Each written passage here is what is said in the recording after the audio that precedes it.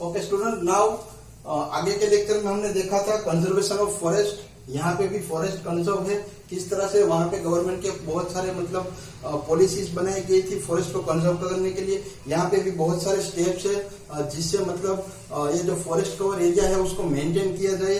तो उसके लिए बहुत सारे मतलब पहला वाला आपका पॉइंट है वो एफॉरेस्टेशन है, प्लांटिंग ऑफ ट्रीज, ज्यादा से ज्यादा ट्रीज को प्लांट करना है। ओके, उसमें आपका वन महोत्सव भी आ जाएगा जहाँ पे मतलब हम ट्रीज को प्लांट करते हैं। ओके, फिर आपका रोड का जो साइड होता है, रेलवेज का होता है, रिवर होता है, केनाल बैंक होता है, तो उस जगह पे ज्यादा से ज्यादा प्लांट को ग्रो किया जाए। ओके, फिर जो सिटीज में अर्बन एरियाज होते हैं वहां पे ग्रीन बेल्ट जोन बनाया जाता है, मतलब पर्टिकुलर जगह पे पेड़ों को ग्रो किया जाता है।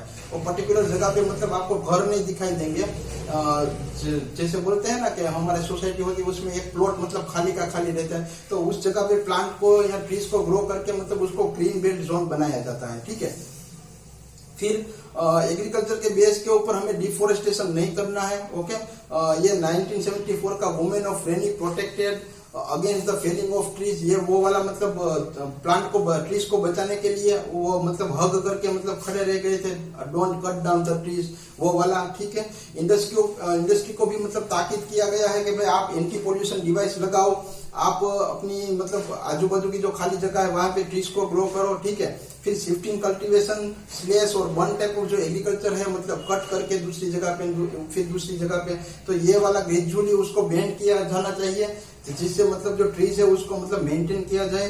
फिर साइंटिफिक मेथड बहुत सारी एडॉप्ट की गई है जिससे मतलब फॉरेस्ट फायर है उसको रोक दिया जाए।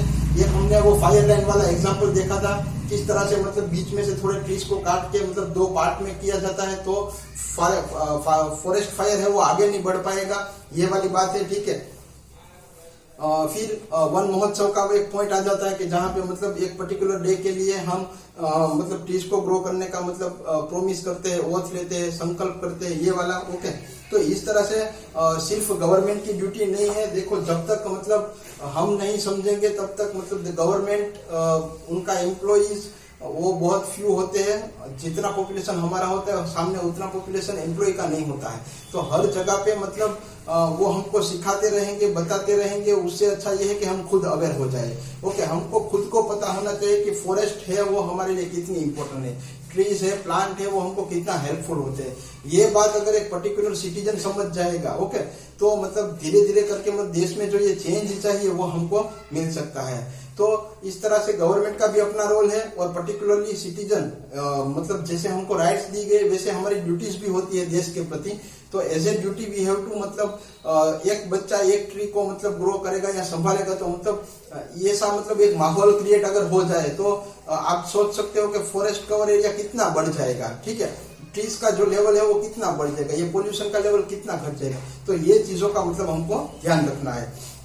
अभी नेशनल फॉरेस्ट पॉलिसी की बात करते हैं, मतलब कौन कौन सी पॉलिसीज बनाई गई है। तो बहुत सारे अमेंडमेंट पास किए गए थे प्रोटेक्ट करने के लिए, कंजर्व करने के लिए, डेवलप करने के लिए फॉरेस्ट रिसोर्स को। ठीक है, बहुत सारे गवर्नमेंट स्कीम्स बनाए गए, प्रोग्राम्स बनाए गए। उसमें से पहला वाला आपका प्रोग्राम है एफॉरेस्टेशन। ओके, एफॉरेस्टेशन मतलब planting of a new forest is called as afforestation. एक जो खाली जगह होती है, बेरन लैंड होता है, वहां पे आप प्लांट या ट्रीज को ग्रो करते हो, पर्टिकुलरली ध्यान रख के रोड के साइड में, रेलवे के लाइन में, हिल स्लोप में, ये वाला।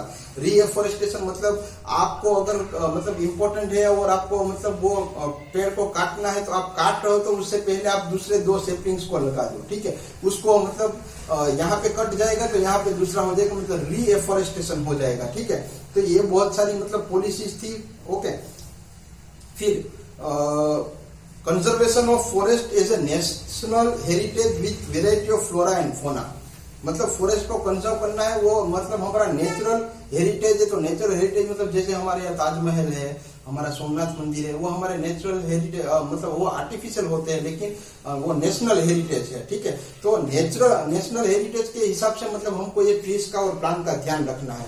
और आपको ये भी पता है कि जितना मतलब ट्रीज और ग्रो हो गए तो मतलब आपका सोइल इरोजन, डिनुडिएशन का जो प्रोसेस होता है near the river, lakes, reservoir, तो वो कम हो जाएगा। आपको मतलब बहुत सारे फायदे हो गए। ठीक है,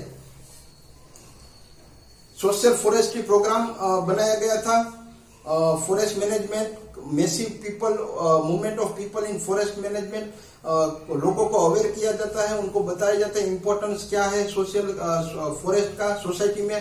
इस तरह से रूरल के मतलब बहुत सारे लोग होते हैं जिनको टिम्बर, फ्यूल ये सब चाहिए अपने हाउस होल्ड वर्क के लिए। ओके, तो उनको ये इम्पोर्टेंट बता के मतलब उनको समझाया जाता है कि भाई जो पेड़ सूख गया है, ड्राई हो गया, आप उसका यूज करो, लेकिन जो एक लिविंग प्लांट होता है, ट्री होता है, उसको काट के फिर आप सूखा नहीं रखोगे, फिर इसका यूज करोगे, तो वैसा नहीं करना है।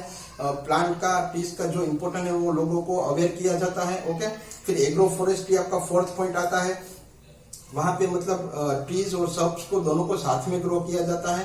जैसे कि मतलब आपका एक मैंगो का फार्म है 10 एकड़ में, ठीक है, तो मैंगो के फार्म के साथ मतलब आप दूसरा भी कुछ ग्रो कर सकते हो, क्योंकि उसमें बहुत सारा जो लैंड होता है उसमें स्पेस होता है। तो दोनों का साथ में करके मतलब देखो जितने ट्रीज ज्यादा होंगे उतना आपका एनवायरमेंट है वो अच्छा रहेगा। तो साथ में आपको मतलब एग्रीकल्चर फायदा भी चाहिए, तो एग्रीकल्चर जो आपको सर्ब्स ग्रो करेंगे उसमें से आपको वेजिटेबल्स ग्रो करोगे, उसमें से आपको बहुत सारा प्रॉफिट भी मिल सकता है। तो इस तरह से एग्रो फॉरेस्ट्री मतलब दोनों साथ में ग्रो करके ऐसे बहुत सारे गवर्नमेंट मतलब प्लान बना रही है जो आपको प्रॉफिट भी देगा और मतलब हमारा जो फॉरेस्ट एरिया है वो भी आपका बरकरार रहेगा। तो इस तरह से ये हमारा पूरा चैप्टर नेचुरल वेजिटेशन का था। ओके, तो बहुत इंपॉर्टेंट पॉइंट मैंने आपको बताया। तो हमने जो 6 फॉरेस्ट के बारे में देखा, okay, on the basis of rainfall, on the basis of relief, उसमें से आपको मैंने पॉइंट वाइज किया, उसको आपको याद रख लेना है। फिर ये हमने conservation of forest, conserve forest, problems related to forest industry, ये वाले हमने पॉइंट देखे। ओके, स्टेप कौन कौन से गवर्नमेंट ने लिए हैं, हमको क्या क्या ध्यान रखना है, ये पूरा चैप्टर आपका इस तरह से मतलब बहुत इजी है। आप एक बार रीड करोगे तो आपको पता चल जाएगा। ओके, पर्टिकुलरली कुछ पॉइंट हमको परफेक्टली याद रख लेने हैं जिससे कि मतलब एग्जाम पॉइंट ऑफ व्यू आपको हेल्पफुल हो जाए। Thank you very much.